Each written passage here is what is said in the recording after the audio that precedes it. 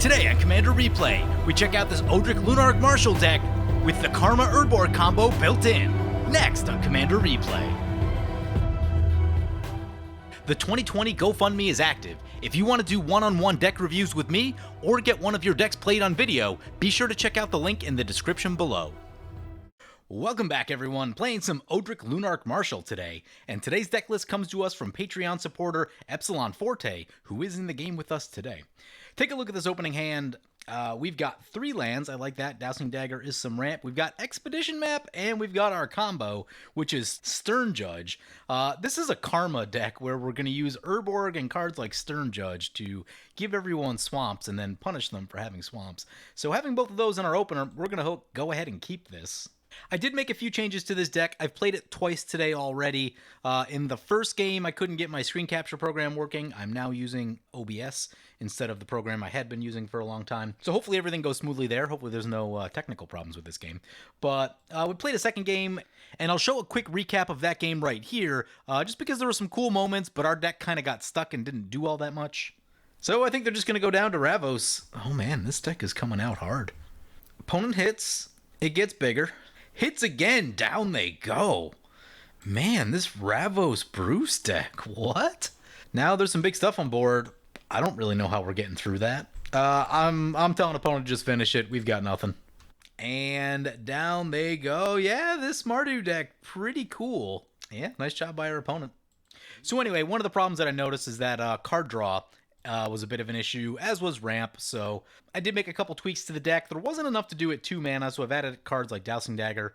Gives us something to do early and is mana ramp, and is just a nice card to have around, so added some things like that, and we'll talk about that after the video.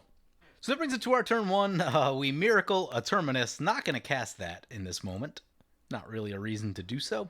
Here's a tough call. Do we go tap land first? Yeah, let's go tap land first.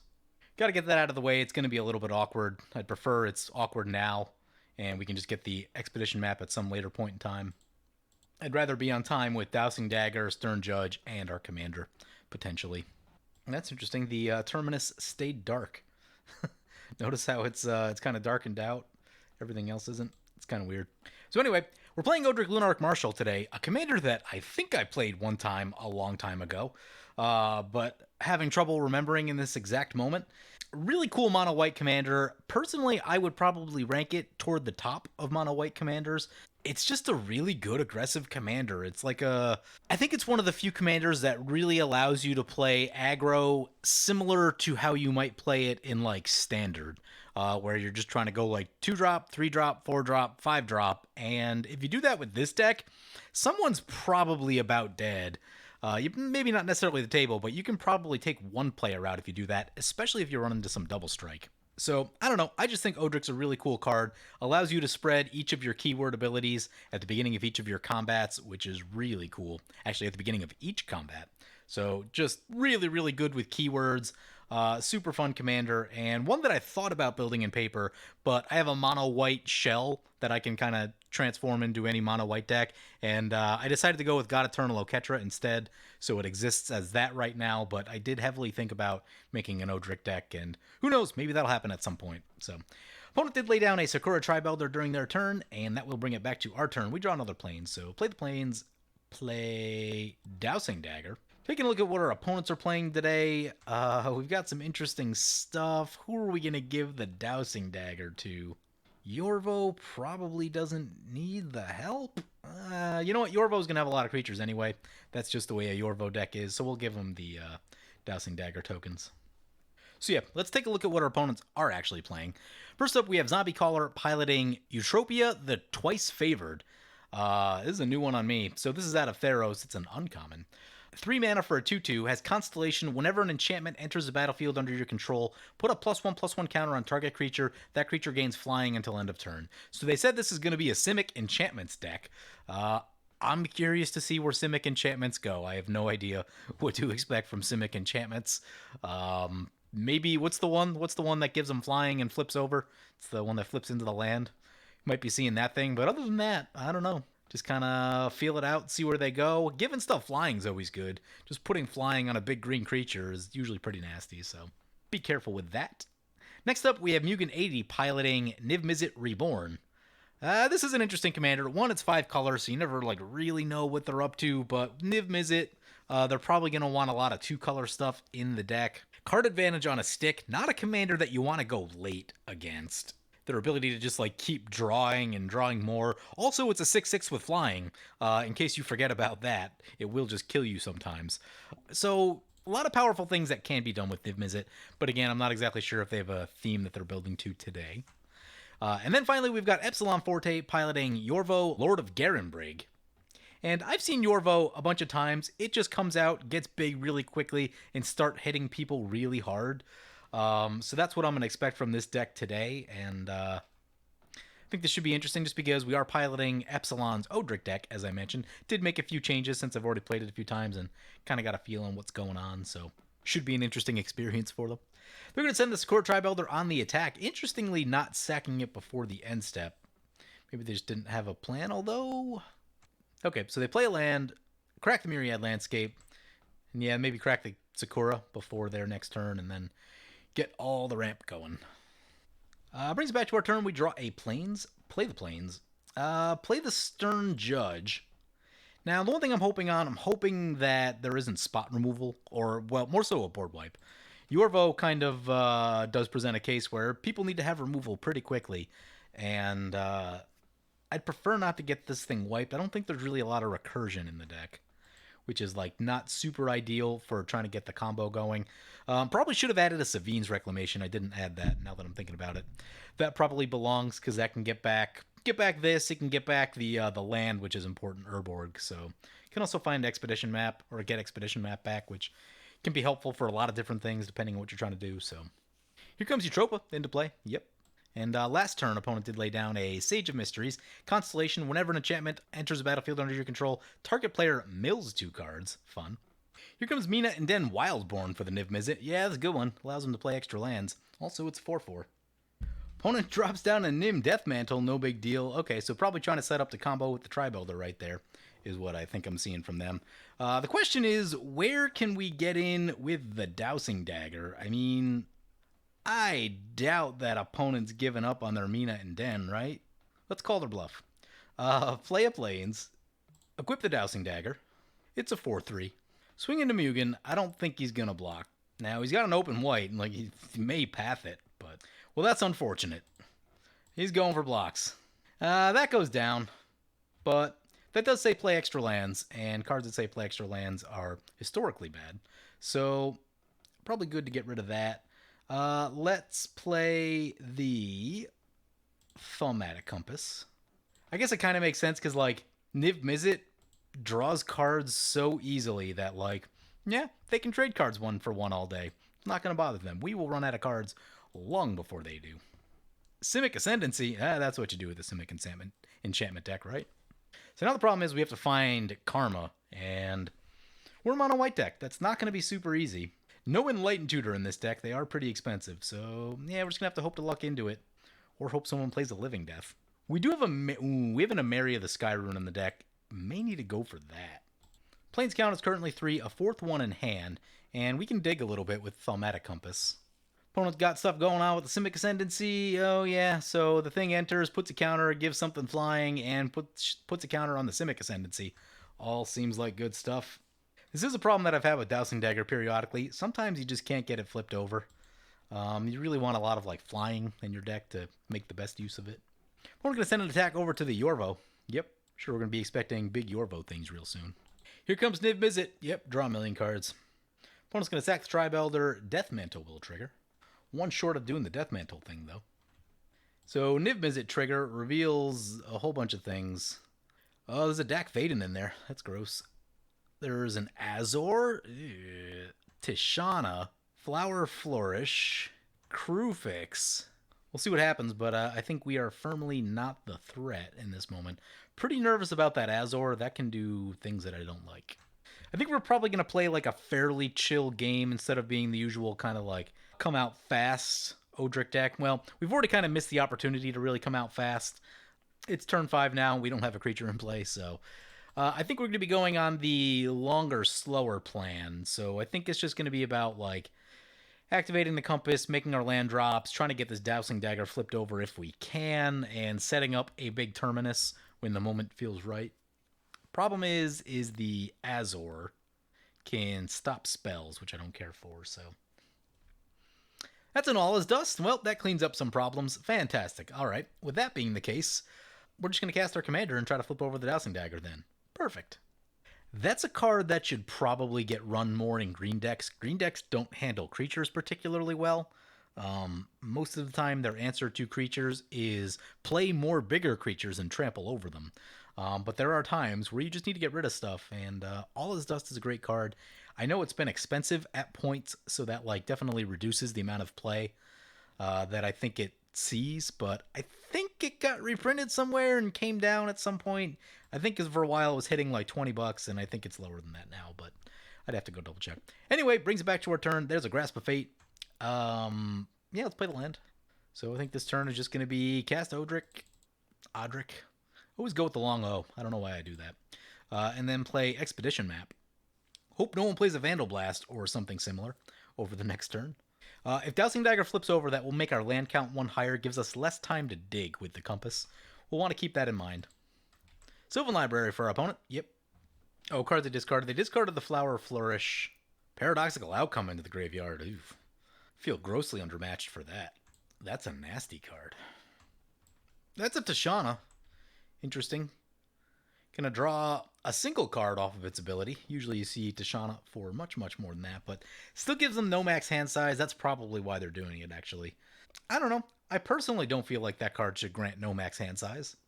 It already does a little too much on its own. Has power and toughness equal to the number of cards in hand. Yorvo coming into play. Lord of Garenbreak. It's going to get 4 counters on it, and whenever another green creature enters the battlefield under their control, they put a counter on Yorvo, and if it's bigger than Yorvo, they put 2 counters on Yorvo. It just gets big, bops things over the head. That's what it does. No follow-up play. Leaves up mana for the Death Mantle, though. Makes sense. Opponent's still leaving a white mana up right there. That looks like a path. Swords or path. They've done that twice now. Definitely won't be going their way. Go to combat. We're going to hit Zombie just because he's open. We need to flip this Dowsing Dagger. Oh, also opponent has a Reliquary Tower, so that's also giving them no max hand size, but dose the no max hand size. Swing into Zombie. So we hit. They take 5 commander. That's going to flip over the Dowsing Dagger. Beautiful. We actually have 7 mana right now. Oh, I love the Lost Veil. So good. Ooh, Thaumatic Compass is going to flip over. So we'll activate the Lost Veil. We'll get an activation with the Compass. Make sure we keep hitting those lands. I know we have another land with Expedition Map also lined up, but get a Plains. And the Compass will transform. Kind of a tough choice between Ameria or Urborg. Not really in a place where I want to commit yet. How many swamps do people have naturally? Is it just 1 I see? I see 1. That doesn't make it worth it. Is there a Makokoro in this deck? No, I would add Makokoro. Probably Gaia Reach Sanitarium also. I really like those in white. Those are the card draw that white needs. There's a Harrow for opponent. They're just mentioning in chat that they're feeling pretty behind, so Harrow will get them caught up a little bit. I'll tell you what's really powerful. If you can like activate Expedition Map twice in a game, I've Sun Titaned it back to play once or twice, and being able to get 2 utility lands is really powerful. It's like in our case right now, I'd like to get both Urborg and Ameria. When it drops a Fertilid, that'll also help him with the ramp. But we got to be careful about a big turn from Niv Mizzet right here. They've got Tishana, which is huge. They've also got Azor in hand, which can cause a lot of problems. I think they've also got a Crewfix. Recast that Niv Mizzet. Draw more cards. Why not? Tatiova Crewfix again? I don't know how that happened. Progenitor Mimic. So not as much on this one. They hit 3 Simic cards and a lot of lands.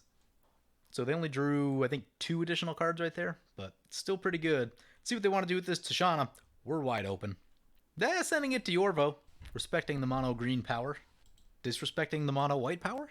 Maybe. Oh, they're just going to block. Oh, yeah, they can do the Death Mantle thing. Makes sense. I think I'm really looking for like a card draw card. Mask of Memory, Tome of Legends, some stuff that I added to the deck. So, yep, opponent does the Death Mantle thing, brings Yorvo back as a 6/6 black zombie now with Intimidate. It's pretty good. It's pretty good. Yeah, we've got the mana to do things. We just need things to do.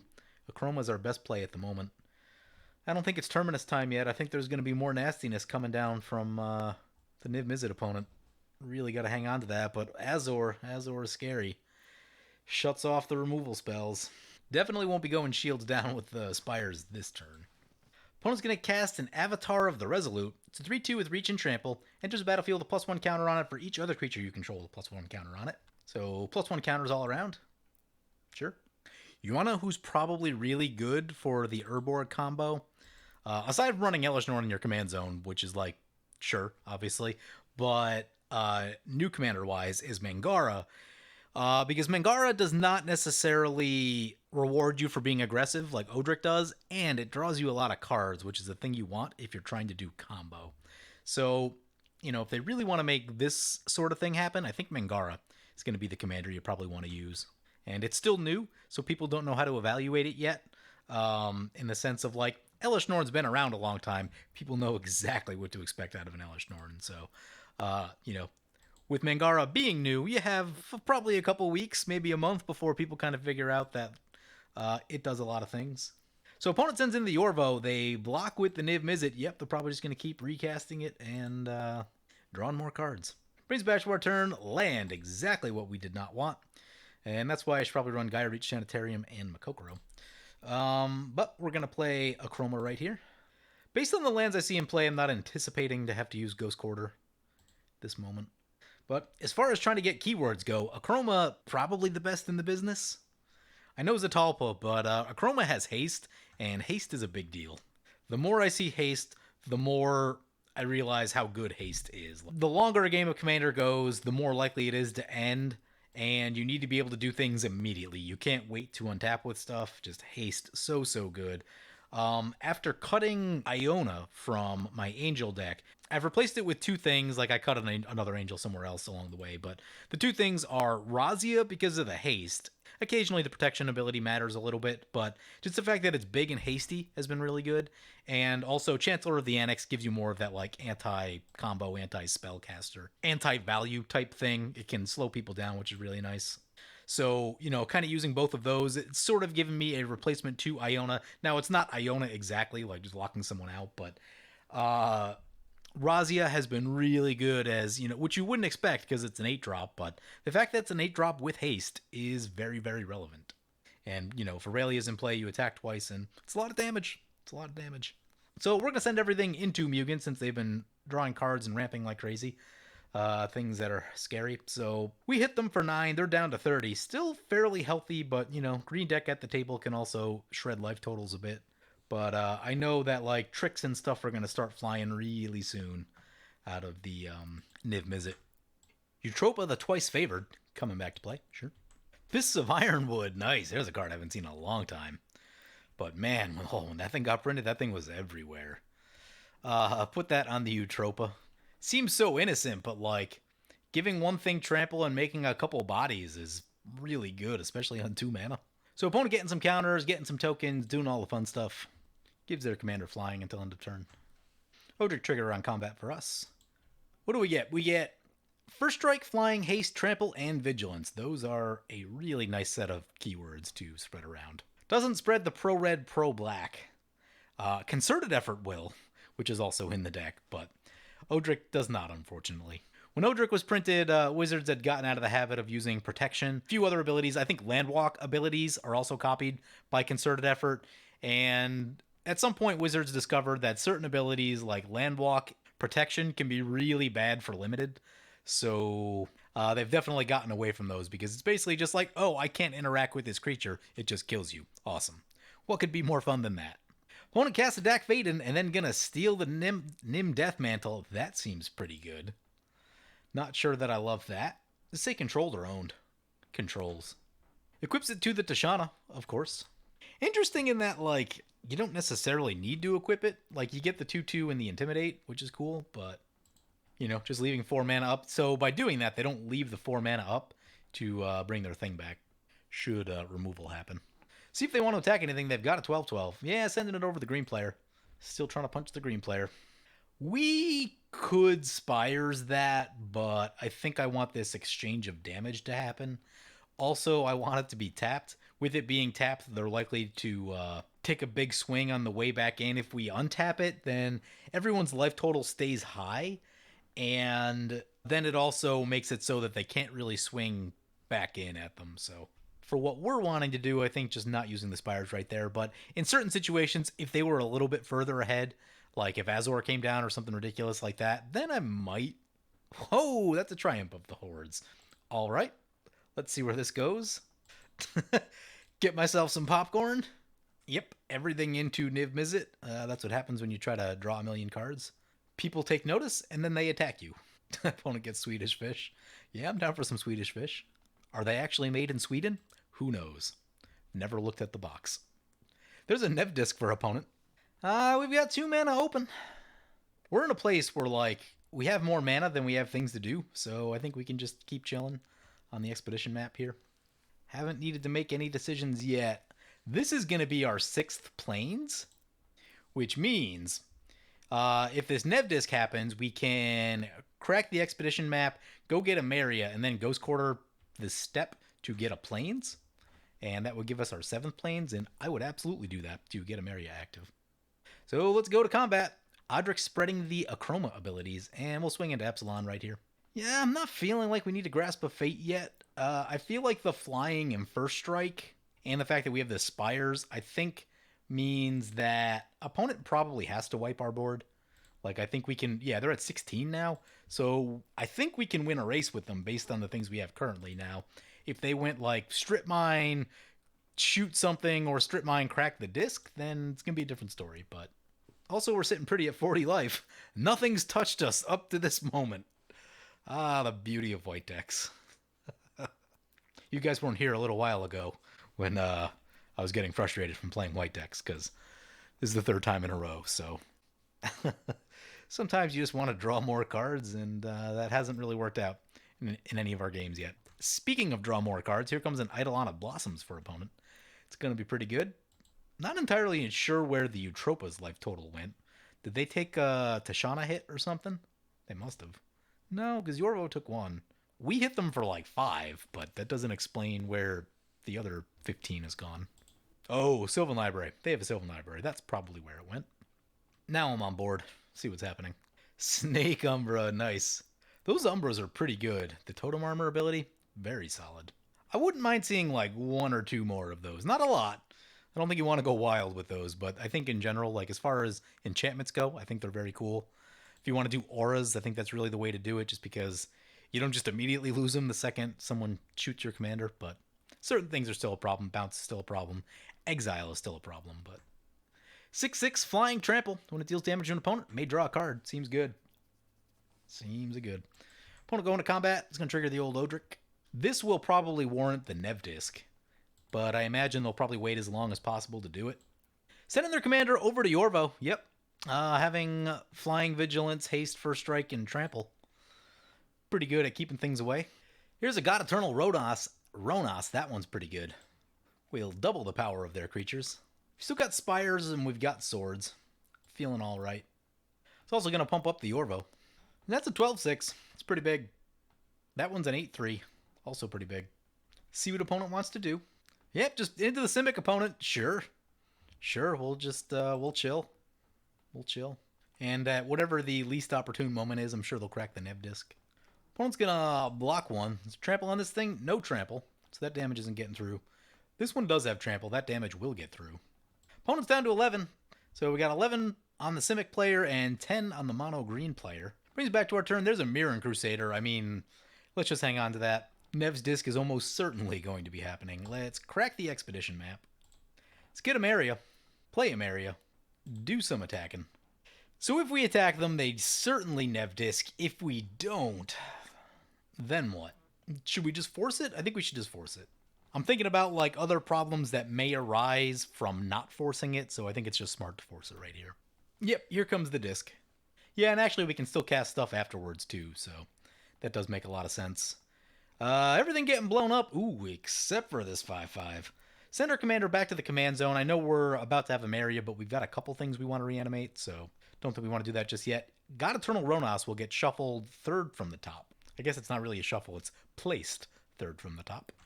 Got some mana in our second main. That's 5, that's 8. That's going to be 6. In all likelihood, I'm expecting to reanimate a Chroma, which will give team haste. Strip Mine could change the equation, but for now it seems like the plan. Maybe we could have cast the Mirror Crusader right there, but rather leave up swords. The Ghost Quarter thing, just I don't feel like we need to commit to that just yet. That's a Mana Reflection. May need to think about Grasp of Fate on our turn. Mana Reflection is a problematic card. Opponent's going to Worldly Tutor, sure. They reveal an Avenger of Zendikar. It's a pretty serious card. So the enchantment comes in, puts a counter on Eutropia. It'll gain flying for a moment.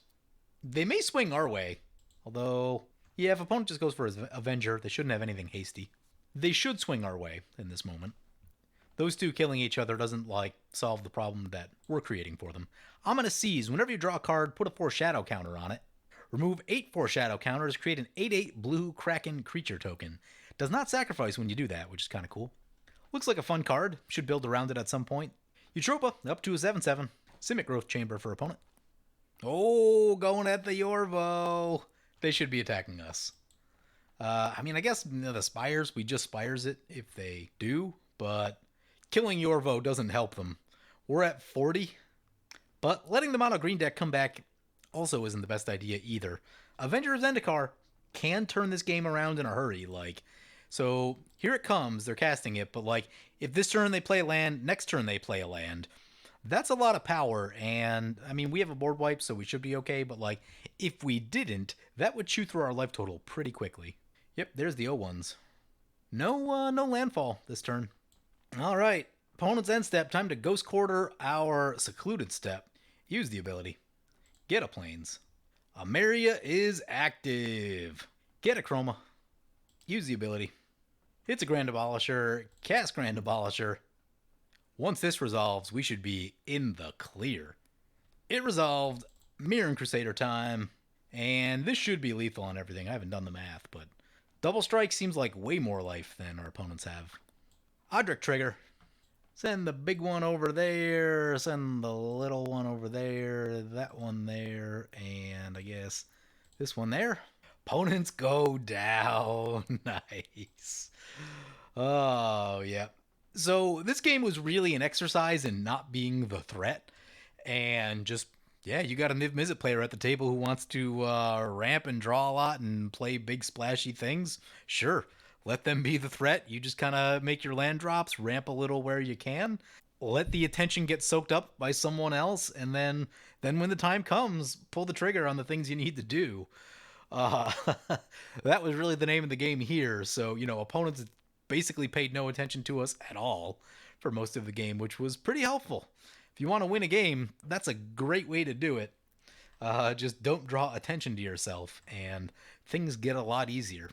Anyway, as far as the combo in this deck with Urborg, Karma, Stern Judge, and one or two other things, I don't think that's at home in this Odric deck. Odric really wants you to be aggressive. He just wants you to slam a bunch of creatures, start turning them sideways or give them vigilance, and just chew through people's life totals going full aggro.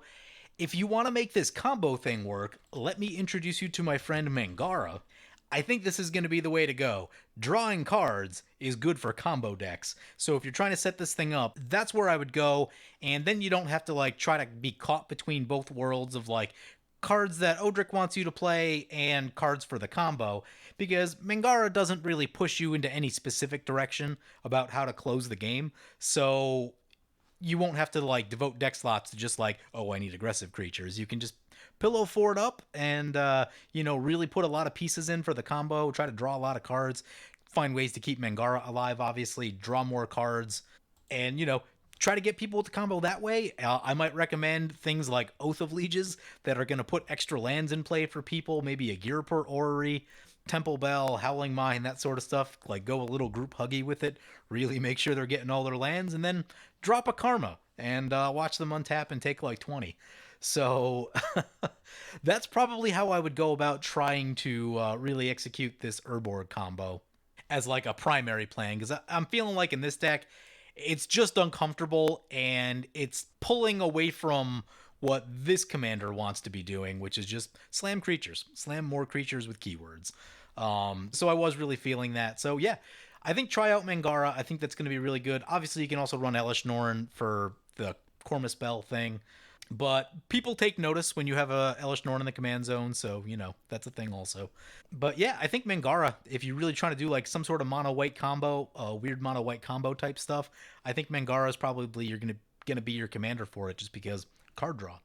So anyway, at this point, I'm going to cut over to the review that I did after one of the other videos that I filmed with this deck, and I'll talk about some of the problems that I saw with the deck and some of the changes that I made. Namely, I wanted to get a little less things at 4 mana, get a little more stuff early here, and some more card draw. So here we go, over to that.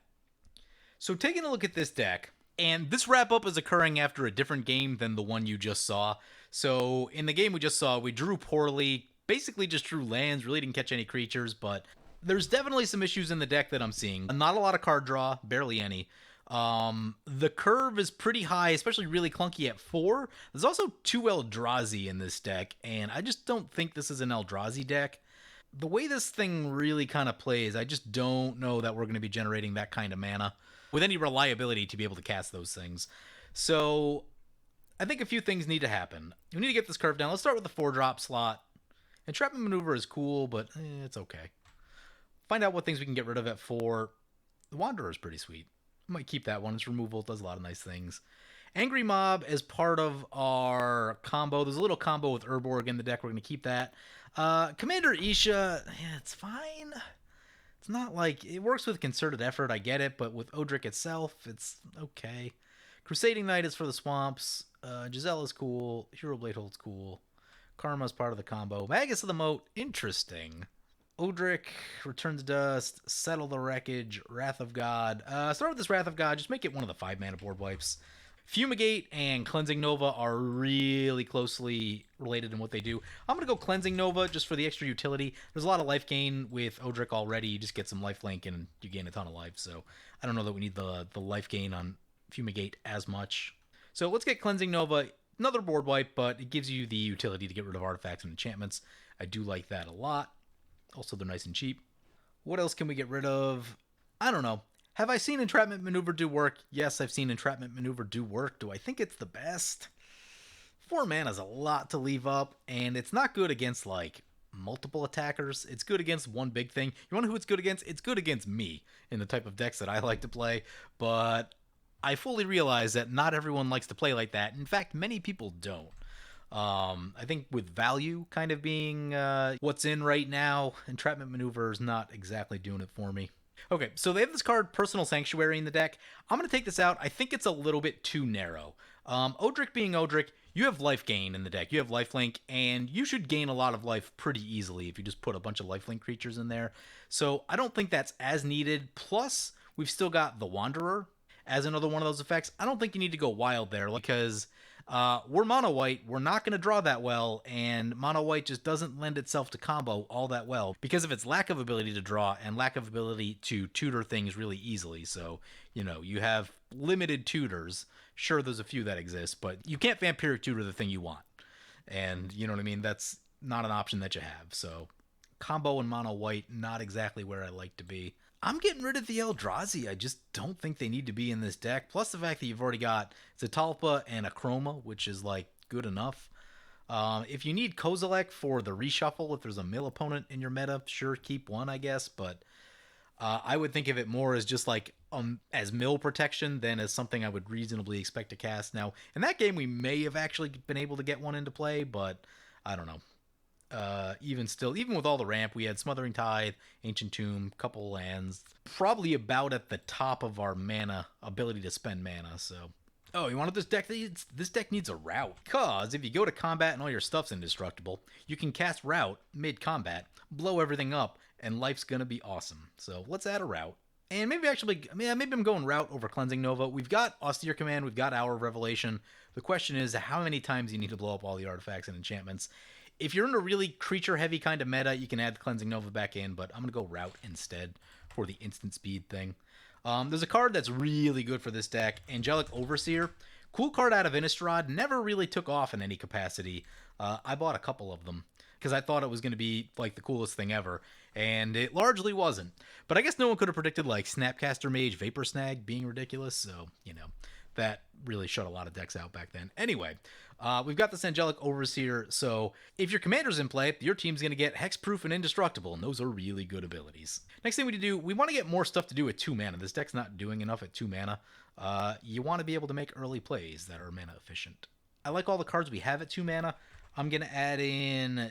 We also need some card draw, so I'm going to add in Tome of Legends, Sword of the Animist. Actually, one I think I like more for this deck, I think I like Dowsing Dagger more for this particular deck. But you could add both. Definitely a Mask of Memory. This deck needs a Skull Clamp, especially now with the rule change. I'm feeling like we just don't need Forsake the Worldly that bad, or maybe we get rid of the Disenchant. I'm assuming this deck is for a more casual setting, so given the choice between Disenchant and Forsake the Worldly for a casual game, I'm going to go Forsake. The cycling is nice, and the exile is nice. You know, New Set of Gods got printed earlier this year, so we'll keep Forsake, but in other settings, faster settings, Disenchant is probably the one you want. Still some other stuff we want to get rid of. I think I'm getting rid of Commander Isha. I think we can just do better. So there are a lot of creatures you could put in this deck. There's a lot of 2-drops with Double Strike, which are obviously good. Ooh, Bastion Protector looks really good. But anyway, yeah, there's a lot of different creatures you could put in this deck. When I think about Odric, I think the main abilities that I'm thinking about are Flying, Lifelink, Double Strike, and Haste. Those are probably the 4 that I really want to get up front. And there's probably 2 or 3 others that are also going to be really good. Vigilance is really good as well, but maybe not the first thing that I'm necessarily concerned about. But those first 4 that I mentioned, those are the ones that I think you're really trying to get on there super quickly. I've cut the creature count a little bit, probably want to bring that up just a touch. So let's take a peek through the 3 CMC slot. Honestly, you could probably do without Ghostly Prison. There are certain settings, like Avenger of Zendikar is probably the biggest thing that you want a Ghostly Prison for, but I don't know. I don't think you need a Ghostly Prison that bad. Unless your meta is really creature heavy and it's really doing a lot for you. Ghostly Prison is a card that's like routinely underperformed for me over the years. And again, there are some settings, like I feel like it's person by person. There are some people that you see a Ghostly Prison and it might as well be a moat. I have not had that kind of success with Ghostly Prison, but I know that some people have, so you know, based on what I've seen from Ghostly Prison, I'm going to cut that. I think we can get a creature in there. If you wanted, you could add one of the Ghostly Prison style creatures. Now, I think they're all 4 mana, which is unfortunate, but who's the angel that does it? You want a card wouldn't be terrible for this deck. Herald of War makes your angels and humans cheaper. Cost reduction is always good. Plus, you got room at 5 converted mana cost still. Angel of Jubilation, also really good, so that's team flying and really good against black and green decks. And again, there are a lot of options. The scope of creatures we're talking about is white creatures with keywords, so there's a lot of those. And you can certainly choose to go a lot of different directions. What's the name of that angel? It's 4 mana. Can't think of the name of it now. Archangel of Ties. There we go. So that's a 3/5 flyer. Crowds the 4 mana cost slot a little bit, which I was trying to avoid. But, you know, if you really feel like you need some sort of Ghostly Prison type thing, there's a Ghostly Prison on a creature. You want to keep the creature count up. There's another question. What other things can we get out of the creature slots in this deck? Grasp of Fate is solid. Humans are good. You know, I didn't have great success with the Extraplanar Lens when I saw it. What do we have?